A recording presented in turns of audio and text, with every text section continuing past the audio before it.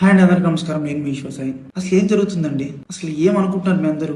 రకరకాలుగా ట్రోల్ చేస్తున్నారు, రకరకాలుగా మీడియా వాళ్ళు రకరకాలుగా ఇష్టం వచ్చినట్టు ఉన్నది లేనిది ఏది పడితే అది రాస్తున్నారు. అసలు ఏమనుకుంటున్నారు? నేను ఆల్రెడీ క్లియర్గా చెప్పాను కదండి. మేము తప్పు చేశాము. ఆ తప్పు ఏంటి? మేము ఎమోషనల్గా కనెక్ట్ అయ్యాము అని చెప్పాను. ఎమోషనల్గా కనెక్ట్ అవ్వడం అంటే మీ దృష్టిలో ఏమనుకుంటున్నారండి? అసలు ఆ రోజు అక్కడ ఏం జరిగింది?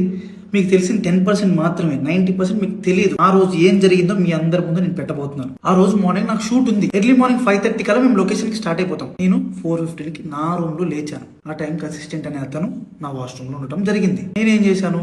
నేను మాధురి రూమ్ కి వాష్రూమ్ యూజ్ చేసుకోవడానికి నేను వెళ్ళాను. ఆ టైంకి నాకు మాధురికి ఆ లీనియన్స్ ఉంది. మీకు ఆల్రెడీ చెప్పాను కదా, మేము ఎమోషనల్ గా కనెక్ట్ అయ్యామని చెప్పి. నాకు మాధురికి ఆ లీనియన్స్ ఉంది కాబట్టి నేను ఆ రూమ్కి వెళ్ళి డోర్ నాక్ చేశాను.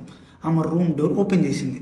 ఆమె రూమ్ డోర్ ఓపెన్ చేసి నేను డైరెక్ట్గా వాష్రూమ్కి వెళ్ళిపోయాను. ఆమె క్యాజువల్గా ఆమె రూమ్ డోర్ లాక్ కూడా చేయలేదు. రూమ్ డోర్ ఓపెన్లోనే ఉంది. ఆమె క్యాజువల్గా బెడ్ మీద కూర్చొని ఫోన్ యూజ్ చేస్తుంది. అదే టైంకి మా వైఫ్ వాళ్ళకి ఎవరో రాంగ్ గైడెన్స్ ఇచ్చారు, ఎవరో అనుమానాస్పదంగా ఏదో చెప్పారు. ఆ టైంకి సేమ్ రూమ్కి వచ్చింది.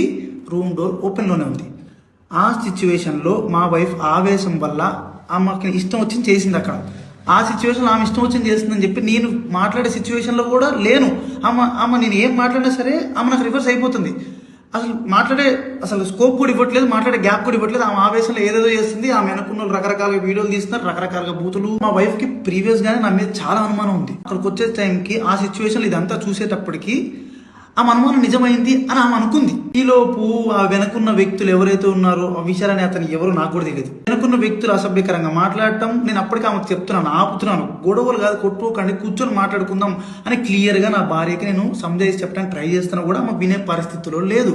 నేను ఒక్క మాట మాట్లాడుతుంటే ఆమె 4 దెబ్బలు కొట్టేటట్టుగా ఉంది. ఆ వైఫ్ ఏం జరిగింది నన్ను పట్టుకొని కొట్టి అడుగుతున్నా సరే నేను కామ్గా ఉండటానికి రీజన్ అక్కడ వాళ్ళందరూ వీడియోస్ తీస్తున్నారు. నేను ఏం చెప్తే ఏ రకంగా పోర్ట్రే అయ్యిద్దో తెలియదు. ఎక్స్ప్లెనేషన్ ఇవ్వడానికి నాకు స్కోప్ కూడా ఇవ్వలేదు. ఆల్రెడీ మీకు చెప్తున్నాను కదండి, మేమిద్దరం కనెక్ట్ అయ్యి జస్ట్ 2.5 months అయిందని చెప్తున్నాను. మా మధ్య ఒకరికి లీనియన్స్ ఉంది తప్పితే అంతవరకు వెళ్ళే లీనియన్స్, అంతవరకు వెళ్ళే ర్యాప్ మా ఇద్దరి మధ్యలో లేదు. మేము ఇమోషనల్ కనెక్ట్ అయ్యాం, ఇమోషనల్ గా మాట్లాడుకుంటాం అంతే తప్పితే మేము అంత దూరం మేము ఎప్పుడు వెళ్ళాలని కూడా మేము ఎప్పుడు అనుకోలేదు. అలాంటి క్యారెక్టర్ ఆ అమ్మాయి అస్సలు కాదండి. అమ్మాయి చాలా రెస్పాన్సిబుల్ పర్సన్. అమ్మాయి ఫ్యామిలీని అంతా పోషించుకోవడానికి చాలా కష్టపడుతుంది. నేను ఎప్పటి నుంచో కొన్ని 4-5 years నుంచి అమ్మాయిని నేను చూస్తున్నాను. ఇదే విషయాన్ని నేను మీ అందరికి ఇంటర్వ్యూలో చెప్దాం అనుకున్నాను. కానీ మా లీగల్ అడ్వైస్ ప్రకారం నేను ఎంతవరకు చెప్పాలో అంతవరకే చెప్పాను. అందులో కూడా నేను మీకు క్లియర్ ఎక్స్ప్లెయిన్ చేశాను. మీ అందరికి 10% మాత్రమే తెలుసు, మిగతా 90% మీకు తెలియదు, మీరు చూడలేదు. ఇలాంటి సిచ్యువేషన్లోనే ఒక మనిషికి పానిక్ అంటే ఏంటో అర్థమవుతుంది. ఆ సిచ్యువేషన్లో ఏం మాట్లాడితే ఎవరు ఎట్లా రిసీవ్ చేసుకుంటారు అనేది తెలియదు. నేను చాలా క్లియర్గా చెప్తున్నానండి, మా ఇద్దరి మధ్యలో ఎమోషనల్ బాండింగ్ తప్ప అంతకు మించి ఏం లేదు, ఏం జరగలేదు. నేను ఒక ఇల్లీగల్ రిలేషన్షిప్ అని దేనికని చెప్తున్నాను అంటే, ఒక పెళ్ళైన అబ్బాయి ఒక అమ్మాయితో ఎమోషనల్ కనెక్ట్ అవ్వటం అనేది కూడా ఇల్లీగల్ రిలేషన్షిప్ అనే పేరు, అక్రమ సంబంధం అనే పేరుతో నాకున్న సిచ్యువేషన్లో నాకు ఆ పదాలు తప్పితే నాకు వేరే ఏం రాలేదు. నేనున్న డిప్రెషన్కి.